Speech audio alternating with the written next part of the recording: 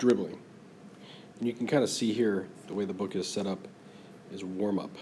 So this is like in context of a game. At the top of the key, I'm moving and grooving, popping and rocking. Why you bumping? Why you locking? Man, take this thumping. Be careful though, 'cause now I'm crunking, crisscrossing, flossing, flipping, and my dipping will leave you slipping on the floor while I swoop in to finish with a fierce finger roll. Straight in the hole, swoosh. Josh Bell is my name, but Filthy McNasty is my claim to fame. Folks call me that 'cause my game's acclaimed. So downright dirty, it'll put you to shame. My hair is long, my height's tall. See, I'm the next Kevin Durant, LeBron, and Chris Paul. Remember the greats? My dad likes to gloat. I balled with Magic and the GOAT. But tricks are for kids, I reply. Don't need your pets, my game's so fly. Mom says your dad's old school like an old Chevette.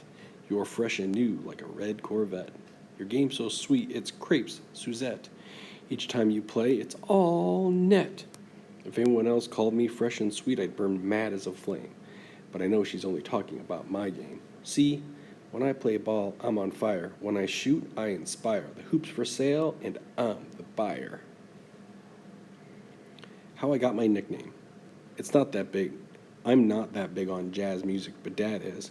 One day we were listening to a CD of a musician named Horace Silver, and Dad says, Josh, this cat is the real deal. Listen to that piano, fast and free, just like you and JB on the court.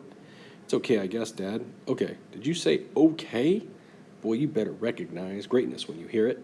Horace Silver is one of the hippest. If you shoot half as good as he jams, Dad, no one says hippest anymore. Well, they ought to, 'cause this cat is so hip, when he sits down, he's still standing, he says. Real funny, Dad. You know what, Josh? What, Dad? I'm dedicating this next song to you. What's the next song? Only the best song, the funkiest song, on Silver's Paris Blues album, Filthy McNasty. At first, I didn't like the name, because so many kids made fun of me on the school bus, at lunch, in the bathroom. Even Mom had jokes. It fits you perfectly, Josh, she said. You never clean your room. You never clean your closet, and the bed of yours is always filled with cookie crumbs and candy wrappers. It's just plain nasty, son. But as I got older and started getting game, the name took on a new meaning. And even though I wasn't into all that jazz, every time I'd score, rebound, or steal a ball, Dad would jump up smiling and screaming, That's my boy out there, keep it funky, filthy. And that made me feel real good about my nickname. Filthy McNasty is a mythical man-child, or rather dubious distinction, always agitating, combinating, and elevating his game. He dribbles, fakes, then takes the rock to the glass fast and on blast. But watch out when he shoots, or you'll get schooled. Fooled, uncooled.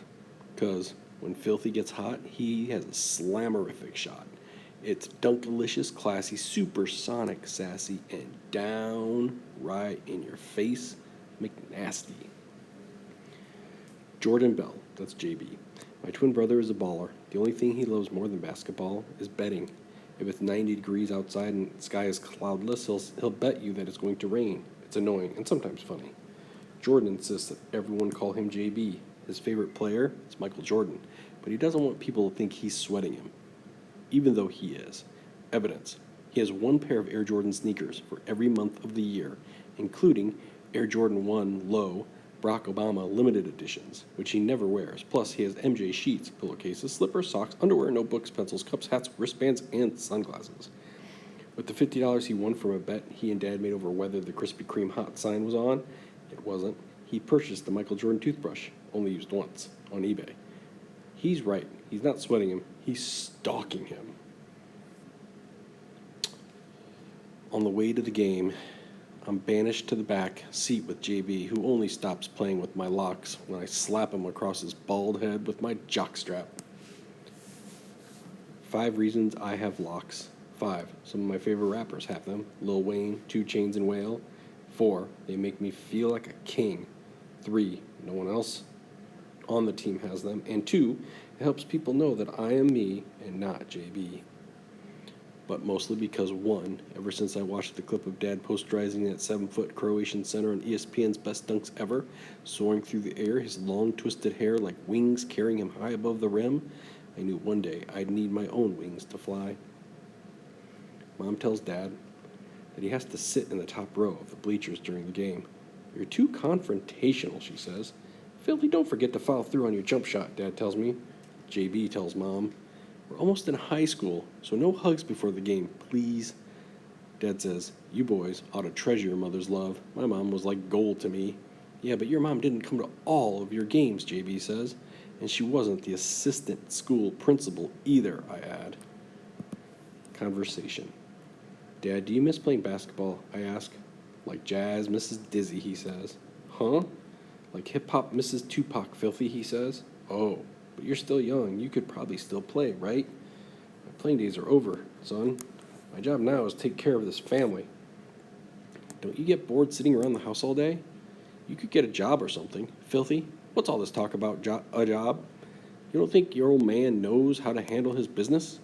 Boy, I save my basketball money. This family is fine. Yeah, I miss basketball a lot, and I do have some feelers out there about coaching, but honestly, right now, I'm fine coaching this house and keeping up with you and your brother. Now go get JB so we won't be late to the game and coach benches you.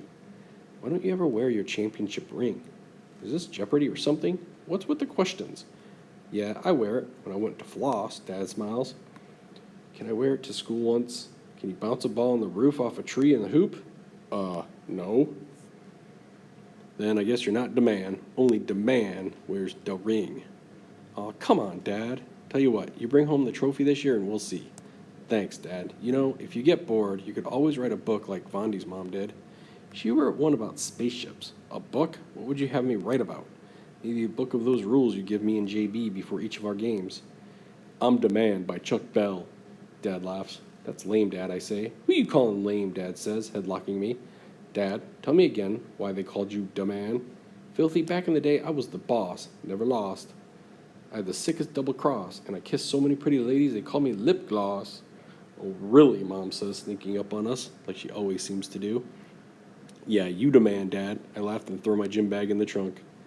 Basketball rule number 1. In this game of life, your family is the court, and the ball is your heart. No matter how good you are, no matter how down you get, always leave your heart on the court. First quarter, JB and I. You're almost 13. Twins. 2 basketball goals at opposite ends of the court. Identical. It's easy to tell us apart, though. I'm an inch taller with dreads to my neck. He gets his head shaved once a month. I want to go to Duke. He flaunts Carolina blue. If we didn't love each other, we'd hate each other. He's a shooting guard. I play forward. JB's the second most phenomenal baller on our team. He has the better jumper, but I'm the better slasher and much faster. We both pass well, especially to each other. To get ready for the season, I went to 3 summer camps. JB only went to 1. Said he didn't want to miss Bible school. What does he think? I'm stupid? Ever since Kim Bazemore kissed him in Sunday school, he's been acting all religious, thinking less and less about basketball and more about girls. By the end of warm-ups, my brother tries to dunk.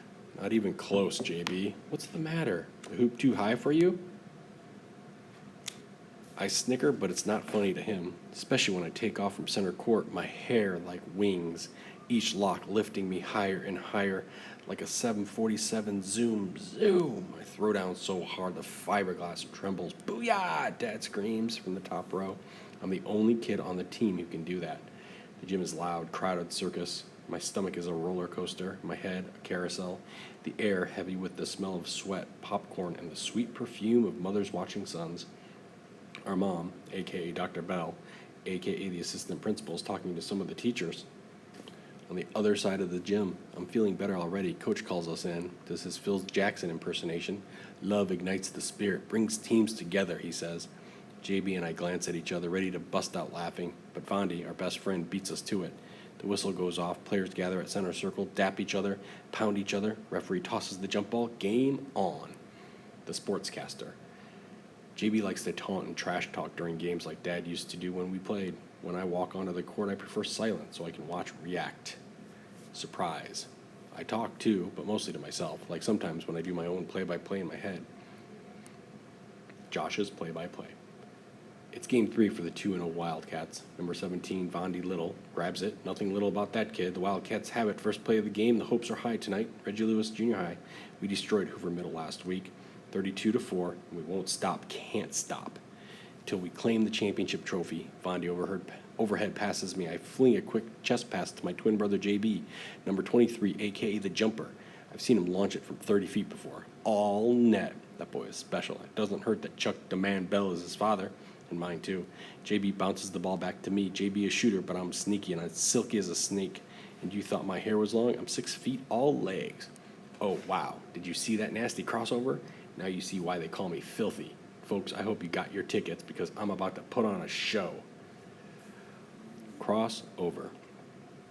A simple basketball move in which a player dribbles the ball quickly from one hand to the other, as in, when done right, a crossover can break an opponent's ankles, as in, Darren Williams' crossover is nice, but Allen Iverson's crossover was so deadly he could have set up his own podiatry practice, as in, Dad taught me how to give a soft cross first to see if your opponent falls for it, then hit him with the hard crossover. The show. A quick shoulder shake, a slick eye fake. Number 28 is way past late. He's reading me like a book, but I turn the page and watch him look, which can only mean I got him shook. His feet are the bank, and I'm the crook. Breaking, taking him to the left. Now he's took. Number 14 joins in. Now he's on the hook. I got 2 in my kitchen, and I'm fixing to cook. Prepping my meal, ready for glass. Nobody's expecting Filthy to pass. I see Vondi under the hoop, so I serve him up my alley-oop. The bet, part 1. We're down by 7 at halftime. Trouble owns our faces, but coach isn't worried. Says we haven't found a rhythm yet. Then, all of a sudden, out of nowhere, Vondi starts dancing the snake, only he looks like a seal. Then coach blasts his favorite dance music. And before you know it, we're all doing the cha-cha slide. To the left, take it back now, y'all. One hop this time. Right foot, let's stomp. JB high-fives me with a familiar look. You want to bet, don't you, I ask. Yup, he says. It touches my hair. Ode to my hair. If my hair were a tree, I'd climb it. I'd kneel down beneath it and shrine it. I'd treat it like gold and then mine it. Each day before school, I'd unwind it. And right before games, I entwine it. These locks on my head, I designed it. And one last thing, if you don't mind it, that bet you just made, I decline it. The bet, part 2. If I lose the bet, you want to what?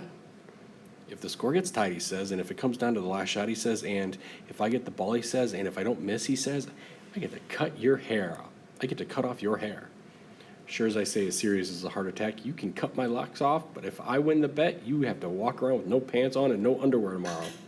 Right to the main lobby, please. Right to the main lobby.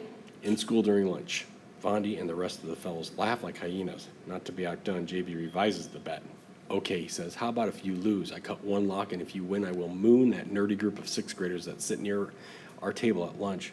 Even though I used to be one of those nerdy 6th graders, even though I love my hair the way Dad loves Krispy Kreme, even though I don't want us to lose the game, odds are this is one of JB's legendary bets. I'll win, because that's a lot of ifs. The game is tied when JB's soft jumper sails tick through the air, tuck. The crowd stills, tick. Mouths drop, tuck. And when his last second shot, tick, hits net, tuck, the clock stops. The gym explodes. Its hard bleachers empty, and my head aches. The locker room. After the game, JB cackles like a crow. He walks up to me grinning, holds his hand out so I can see the red scissors from coach's desk smiling at me. Their steel blades sharp and ready. I love this game like the winter loves snow, even though I spent the final quarter in foul trouble on the bench. JB was on fire, and we won, and I lost the bet.